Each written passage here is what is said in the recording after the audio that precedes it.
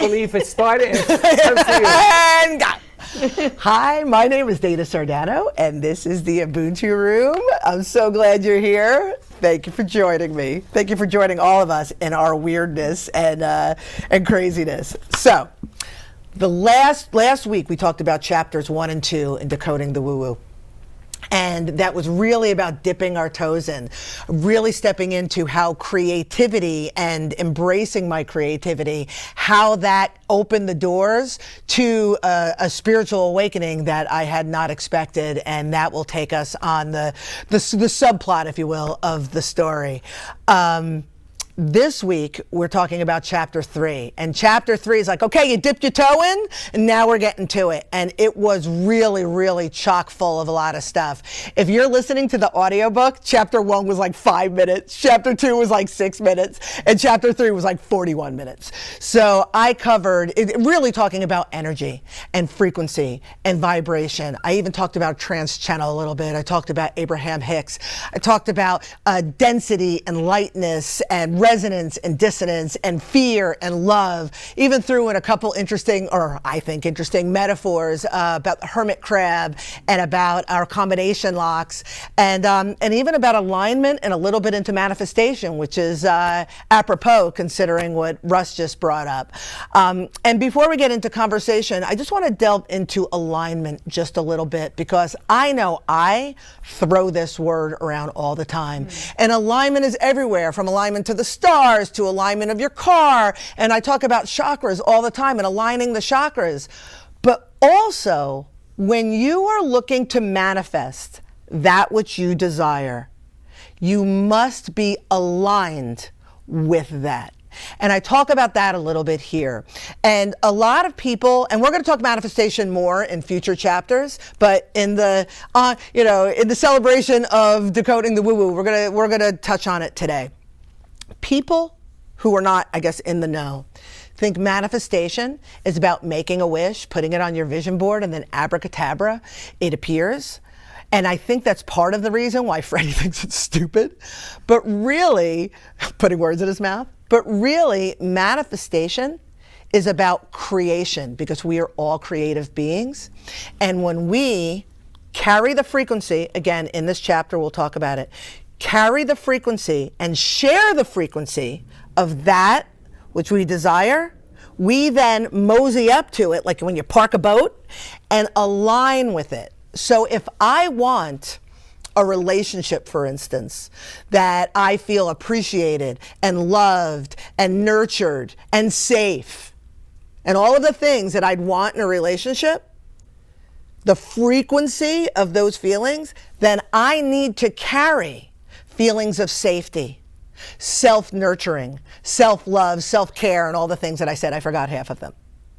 And how do I have those feelings? It's not about convincing myself I feel safe, I feel love. I have to act in ways that are loving to myself, act in ways that are caring for myself. I need to create the frequency within myself. And when I do that, I align with the relationship that I desire. And that is alignment at its finest. And that is manifestation in a nutshell. With that said, I'd like to open up the conversation. There was a lot to talk about here. We don't have to talk about alignment, but I'm really curious of what spoke to you, because you had 41 minutes. 41 minutes of listening. So what are your thoughts, guys? So who wants to jump in? Do it. Go ahead, Wendy. So I went bonkers on this chapter. And Big shock there. Oh my gosh, this one really did it for me. And I'm just looking over my notes. It was asking, what are we pulled to do? What are we repelled by? And one of the things that stood out to me, I think, is this one. Am I allowed to fully be who I am? Am I stopping myself from being fully who I am and being apologetic or, showing up? So another one, is my generosity flowing from abundance or from fear for providing my service, charging whatever it is? Am I totally cool with that? Am I doing it from a place of abundance, or am I doing it from a place of fear? So I had to sit with that at 3 o'clock in the morning. Of course, it was the middle of the night. So, this is kind of like, I find at times that me doing the work kind of helps me be able to help others.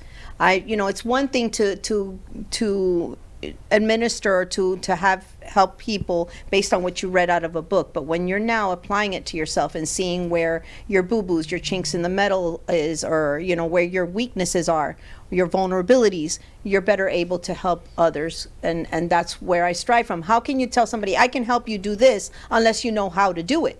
You know what I mean? So I'm a master synthesizer. So I've been able to, I keep talking about the joke of being a Swiss Army healer and all of these different things. And I'm trying to get each thing going. And basically what it came to me is putting all of this together in one package. So I'm saying this in the effect of where, looking at the dissonance, looks where my words match my actions, manifestation, where all of these things are, so I can fully manifest and not half manifest, or manifest something that's going to show me more of where my deficits are. So that's what it showed up for me. I just want to put a fine tip on what you're saying, because what you're referencing in the book is about how we can detect if our words match our intention, Actions. match our frequency. Like, how do we figure that out? When you ask yourself those questions that are in the book, like, perfect thing, am I giving as an act of love? I'm just ad-libbing, but as an act of love, as an act of generosity, or am I giving as an act of desperation and proving and trying to get somebody to love me back, loving with condition? Am I doing that? When you ask yourself those questions, that's when you could see the inconsistencies in your frequency. Like, I find when we do things out of desperation, we try to, build a business, or we do it out of desperation, and we're like, why isn't it going anywhere? Because the frequency we carry, we're the point of attraction, is desperation. People say, oh, just chill out, just let it happen. But there's got to be a center point between chill out and let it happen, because nobody could do that and feel good about that, and acting out of desperation. And when you find that frequency, then you align with what you desire. Does that make sense to you guys? Yes, you almost have to change your energy to go with, even if we're going to sit back and relax, like the next 2 weeks, like Helen says, we have to just kind of chill. We can't close the doors and just go on vacation. Yeah, yeah. But we have to elevate to the frequency of that we're okay with things being where they are while we continue to just glide through it. Yes, and a lot of us try to convince her, and I've done it a billion times. That's the only reason I know. You know what I mean? I'm not like, oh yeah, I know everything. Like, I've lived it. I live it. Yeah. It's like we try to convince ourselves, like, oh, I'm really cool with whatever it is, fill in the blank. Exactly. And so all you're doing is resisting the energy. Mm-hmm. But if you look at yourself and ask yourself, am I really cool with it? Am I doing things? Am I cool with waiting 2 weeks? If I'm not, where is my fear? Where is my desperation coming from? How do I alleviate that? And that's how you raise the frequency. It's shifting the belief and the emotion attached, really digging, shifting that, and then the frequency changes, and then the actions around it change. Does that make sense, Freddie? I'm looking at the whole look, the whole posture here. And Andrew, this is a whole look over here that's going on. My antennas are clacking. I gotta ask, because You're like in the think mode with the antenna. You're so sexy. Look at him. it's really hard to look at you with that things together. Why? It doesn't take you back to the old days? Wow. I love it. So when you're birthed, when you're born, without getting into that whole picking and choosing stuff. Yeah. So when you're born and you learn, you're born with a frequency. Yes. Yeah, baseline. And then as you develop and grow older, this frequency either changes, goes backwards, forward, stays the same. So when you get to a certain age in your life, usually it's high school, when you begin to get these feelings that you can't understand. Yes. And there's a lot of questions about yourself that you have about yourself. Mm-hmm. Does your frequency change? Does it take in what others teach? Mm-hmm. Or is it normal? All of the above. All of the above. So there's no right or wrong answer. Well, they're kind of, but there's an understanding. There's like a pattern and formula. I'm actually going to talk about this in the radio show. There's actually a pattern and formula that is for all of us. Like nobody is exempt. There is a constant, but we're all like snowflakes. So we all have our own brand or way of doing things. But here's the thing. Every one of us is born with a certain baseline frequency. Now, I know you said not to go into what we bring in and our plan and stuff like that, but some of us come in with a certain frequency because there is a plan to live on hard times and to learn certain lessons. Yes. But we all have this frequency. And what happens is most of it is relatively high because kids are all little joy blobs other than the things that they have to learn in life. And then things happen. In the third grade, somebody tells them that they're not good enough, and then they have that belief, and then they develop a coping mechanism around that belief, and then they perpetuate patterns, toxic patterns, the patterns that don't work for them through their lives. And so their frequency, their baseline drops because they in real time did not process whatever it was that happened, because things are going to happen all the time. So they in real time did not process that, and therefore it lowered their frequency. If you process it in real time, none of the bad things, as we'll call them, that happen to us are going to drop our frequency, because it's for us to learn and to grow and expand from it. But when we don't do that, it drops. Many of us are going back retroactively and trying to raise our frequency and fix the boo-boos, the kinks in the armor, so to speak, that showed up along the way. So we all have the ability to do it in real time. That's why it's important to get to the kids. And we also have the ability to do it retroactively. But raising our frequency first and foremost is about looking at what is out of balance within us, our chakra system. And I talk about that till I'm blue in the face. And then the other things that we could do, like the superficial, I won't call them superficial, but the easy things. Because the hard thing is going back and digging up the crap and fixing it. And then, but the things that we could do that are fun, like follow the joy, entertain your creativity, pet a puppy, go outside and smell the air, like listen to music. Like those are things that we could raise the frequency in those moments, give us that little jolt so we can do the heavy lifting, so our foundation is solid moving forward and our frequency, our new baseline is secure. Wear the unicorn hat. Right, how much fun was that? How much fun was that? So in that moment, we all had a high frequency, but if we don't know how to maintain that, then it's just we're gonna go back home and we're gonna go back to the suck and it's gonna drop again. So these things are the boost, eat something healthy. Go work out. These are things that raise our frequency in the moment. But if we're not concurrently doing the work of self-discovery, so we really understand what makes us tick, so we really feel safe and strong and worthy and confident and all of the things as I go up the chakras, then no amount of petting puppies is going to fix things for you. 1000%. I have a little thing that I wrote here and I feel it's really important.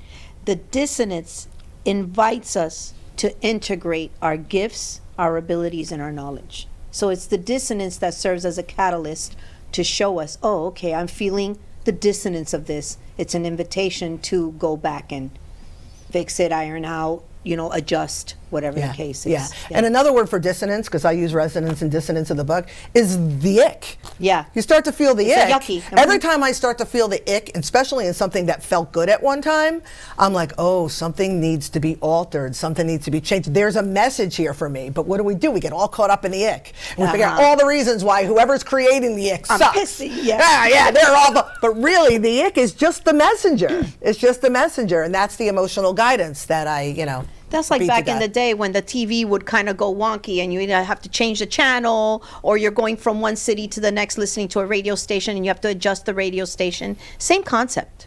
Yeah. Same concept.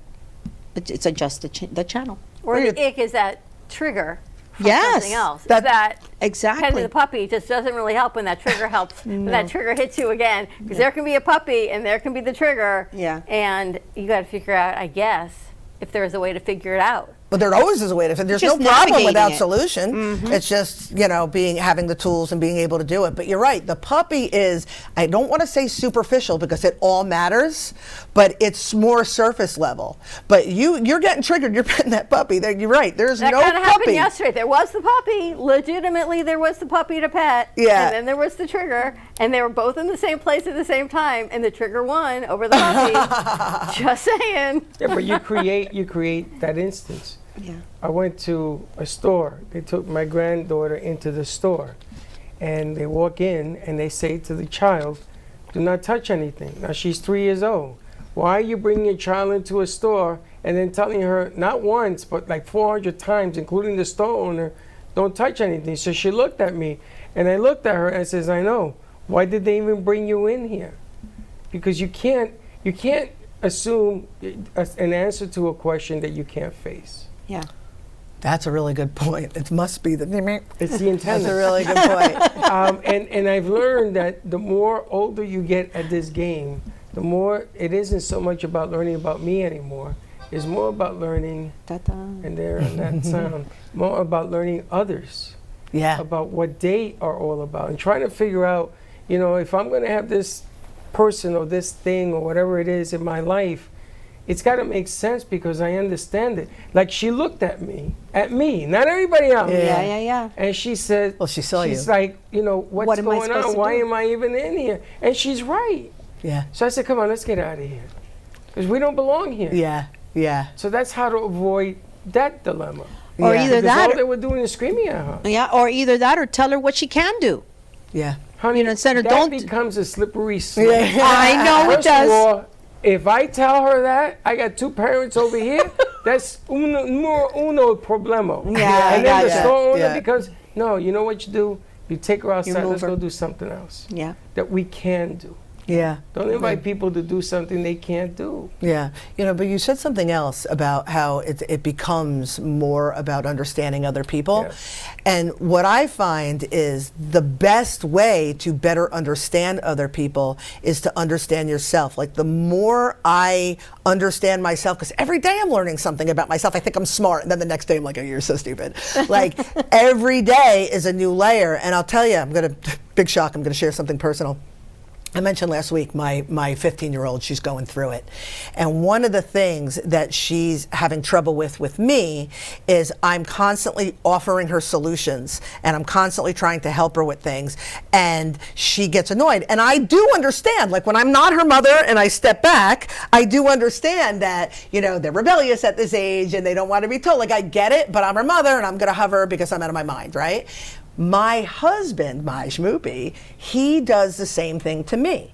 So every time I turn around, like I'm trying to cook something in the kitchen and he's behind me handing me the spatula, and he means well. It's the nature, it's his love language to assist, to fix the problems, to offer solutions, and he's up my gulu, if you will. And all of a sudden, I made the connect. What she wants to kill me for, I want to kill him for. And then what that did was it helped me adjust my behavior with her, and it helped me have more compassion and understanding for him. And so I had to understand my trigger first, why that bothers me, because I don't like to be told what to do. And obviously my 15-year-old daughter is going to have the same, you know, Sardano genetics, you know what I mean? DNA. And it really, really was a learning and really created a shift. So, but I had to know me in order to better help them and understand them. What you're bringing up is in Scripture. And Jesus taught to teach somebody you have to ask a question. You don't have to tell them what to do. Yeah. Because the moment you tell somebody what to do, you lost them. 100%. But if you ask a question, yep. If you ask your Yep. daughter, well, what do you think about this and Yep. this and that, let her answer. Because the one thing that nobody wants to be highlighted is on your failures. Of course. Or your fears, or you do this, or you do that. You know, if your husband gives you the spoon and says, you know something, honey, let me see how you turned it. Why don't you use it in here? Show me a little bit. And Yeah. also, can I just say something? Yeah. In situations like that, sometimes someone just wants support or the emotional support or whatever Like it is. headspace sort of Yeah, rather than solutions. So That's right. Yeah. because I get like that too sometimes, where I'm just going through it and someone who's very practical or logical is like, okay, let's figure out the solutions on how to fix this issue. Where it's like, sometimes no, I just need you to listen. I just need you to like support me emotionally, and that's it. Yeah, yeah. Very yeah, and good it was point. funny what you're saying. In the classroom, that's how I operate. You know what I mean? And then with my kid, because you guys know, you're in it, and you're like, all the tools, all the understanding goes out the window. But I don't know, I don't say it so much anymore, but like with Angela a lot, like when they go to complain, she go to complain, Yeah. I'm like, are you venting? or are you looking for solutions? Yeah, Right? exactly. I've probably said that Yes. to you too. Are you venting? Are you? And soon Yes. as the playing field is clear, Yeah. but not with my 15-year-old. My 15-year-old, I'm like, I have all the answers, and you're going to listen to them right now, and you're going to log them, and you're going to. I'm going to do it all wrong because I'm going to tell people how to parent, but I'm going to suck at it. All right, I'm done. I'm in the thick of it, by the way, in case anybody's interested. It's joyful times. Mhm. All right, how do people get the book or the audiobook? To get any of the books, audiobook, the journal, the written, all of it, just go to ubuntufishgallery.com, UBUNTU, fishgallery.com, and anything you need, anything you're looking for is there. Question. Is Yeah. there an underlying theme for people for this book? Is there one nugget that they go, you know what, I really need this because I need this? I think they need this book if they're questioning, if they're looking out in the world and they're starting to question everything that they thought they believed, and they want a better understanding of their existence and the existence around them. I think this is a good place to start.